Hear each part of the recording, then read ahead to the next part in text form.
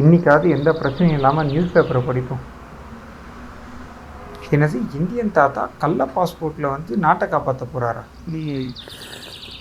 Website work ஆரம்பிச்சு 6 மாசம் ஆகுதுங்க. இன்னைக்கு என்ன பண்ணி வச்சிருக்காங்கன்னு தெரியலையே, போய் பார்ப்போம். எத்தனை தடவை உங்க புரிய வைக்கிறது?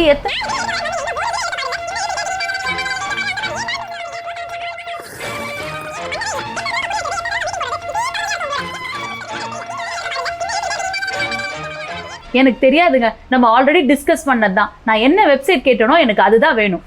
என்னம்மா பிரச்சனை? இவ்வளோ சத்தமாக ஆர்கியூமெண்ட்ஸ் போயிட்டு இருக்கு. அதை ஏன் கேட்குறீங்க? இந்த வெப்சைட் டிசைனரோட தான் பேசிட்டு இருக்கேன். நான் கேட்ட மாதிரியே அவங்க வெப்சைட் பண்ணி தரல. அதே மாதிரி 1 மாசத்துக்கு முன்னாடி பண்ணி தரேன், நாங்கள் இன்னும் பண்ணி முடிக்கல. இதான பிரச்சனை. பிஸ்னஸ் அக்ரிமெண்ட்னா என்னன்னு தெரியுமா? பிஸ்னஸ் அக்ரிமெண்ட்டா? அப்படின்னா வாங்க டீட்டெயில்டாக பார்ப்போம்.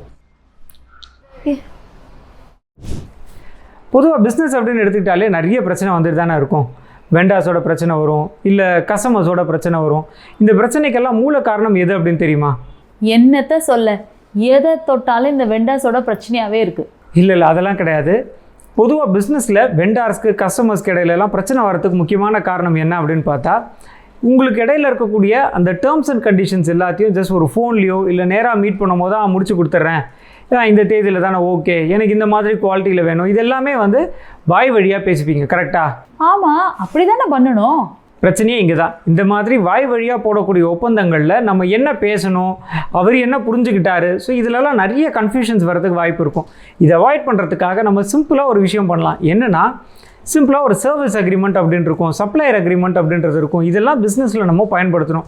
இந்த அக்ரிமெண்ட்டில் 2 பார்ட்டிஸ்க்கு இடையில் இருக்கக்கூடிய டேர்ம்ஸ் அண்ட் கண்டிஷன்ஸ், இப்போ உங்கள் வெப்சைட்டே எடுத்துக்கிட்டிங்கன்னா உங்களுக்கு எத்தனை பேஜில் வெப்சைட் வேணும், என்ன பிளாட்ஃபார்மில் அவங்க கன்ஸ்ட்ரக்ட் பண்ணியிருக்கணும், முக்கியமாக என்ன தேதிக்குள்ளே அவங்க முடிச்சு கொடுத்துருக்கணும், அது மட்டும் இல்லாமல் பேமெண்ட் டேர்ம்ஸ், முதல் பேமெண்ட் எப்போ கொடுத்துருக்கணும், 2வது தவணை எப்போ நீங்கள் கொடுக்கணும், முடிச்சு கொடுத்ததுக்கப்புறமா எவ்வளோ பேமெண்ட் கொடுக்கணும். ஸோ இது எல்லாத்தையுமே 2 பேரும் டிஸ்கஸ் பண்ணி அதை ஒரு அக்ரிமெண்ட்டாக க்ரியேட் பண்ணி, அது மட்டும் இல்லாமல் 2 பேரும் அந்த அக்ரிமெண்ட்டில் சைன் பண்ணும் போது உருவாகக்கூடிய ஒரு விஷயம் தான் பிஸ்னஸ் அக்ரிமெண்ட் அப்படின்னு சொல்கிறோம்.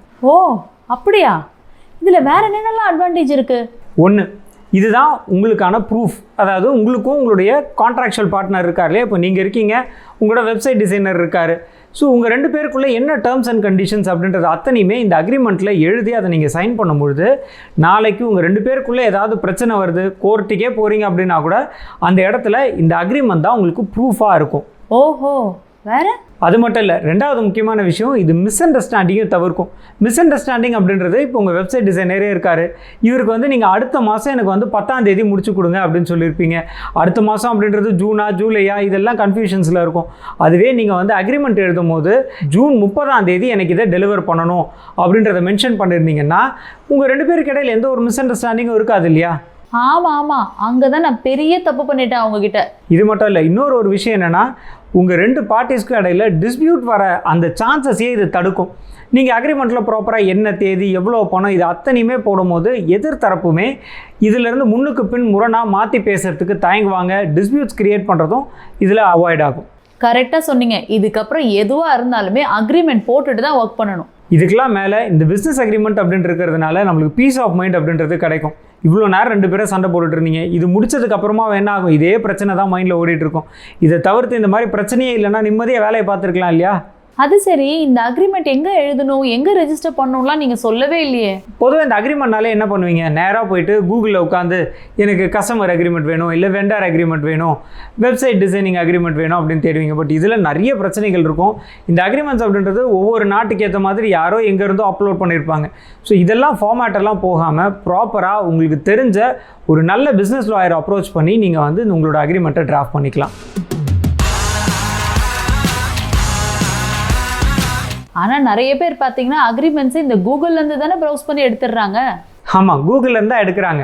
ஆனால் இந்த கூகுள்லேருந்து எடுக்கக்கூடிய சாம்பிள் அக்ரிமெண்ட்ஸ்னால என்ன பிரச்சனை வரும் தெரியுமா?